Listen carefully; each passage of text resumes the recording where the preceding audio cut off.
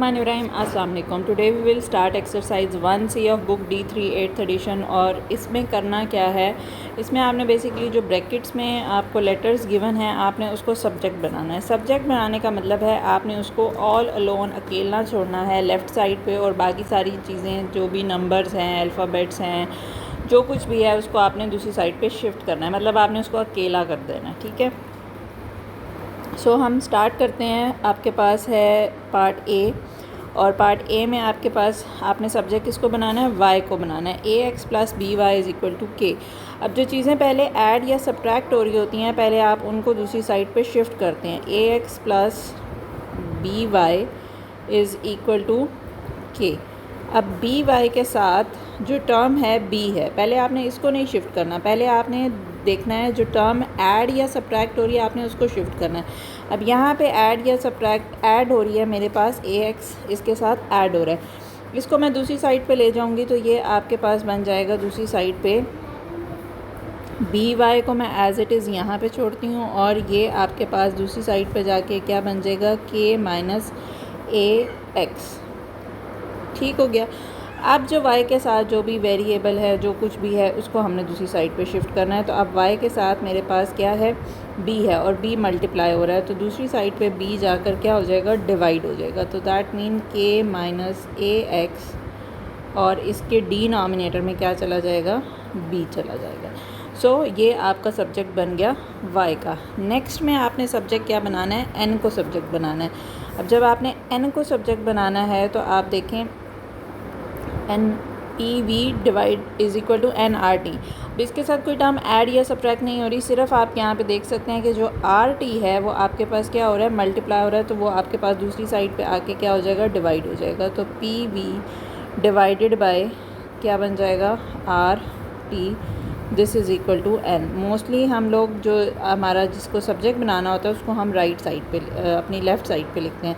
सो हम इसको अपने आंसर के अकॉर्डिंग एडजस्ट करेंगे। n is equal to PV divided by RT। ये हमारा हो गया पार्ट बी। पार्ट सी की तरफ अगर हम आते हैं तो आपने बनाना है सब्जेक्ट, किसको बनाना है, डी को बनाना है। अब डी को सब्जेक्ट बनाने के लिए हम देखते हैं कि आपके पास जो नंबर है या जो टर्म है वो आपके पास उसके साथ कुछ ऐड या सब्ट्रैक्ट हो रहा है, उसको हमने दूसरी साइड पे शिफ्ट करना है। अब उसको आपने शिफ्ट जब करना है तो आपके पास क्या है, 5b - 2d। d को बनाना है, चले क्वेश्चन लिख लेते हैं पहले। 2d is equal to 3c। अब जो ये 5b है ये आपके पास यहाँ पे आ जाएगा। ठीक है, सो -2d एज़ इट इज़ अपने साथ रहेगा।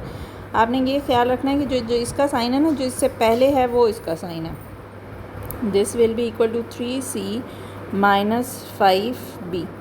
अब आपके पास क्या है, d को छोड़ना है आपने यहीं पे, और इस पूरे नंबर को जिसमें -2 भी इंक्लूड है। अब ये -2 इसके साथ माइनस नहीं हो रहा ये मल्टीप्लाई है but with a negative sign.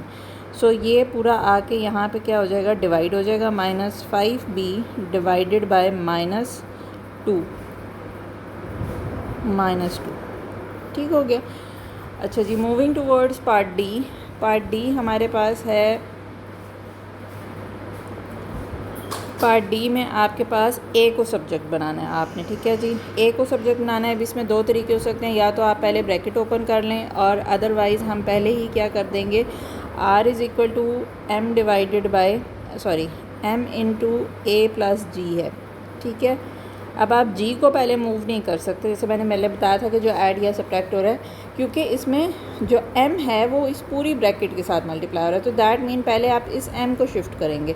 So ये हो जाएगा R divided by M is equal to A + G। अब आप क्या करेंगे, इस G को शिफ्ट कर देंगे।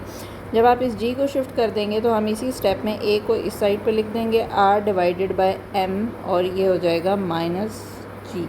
फर्दर LCM भी ले सकते हैं, अदरवाइज़ हमारे पास यहाँ तक हमारा आंसर इज़ क्वाइट फाइन।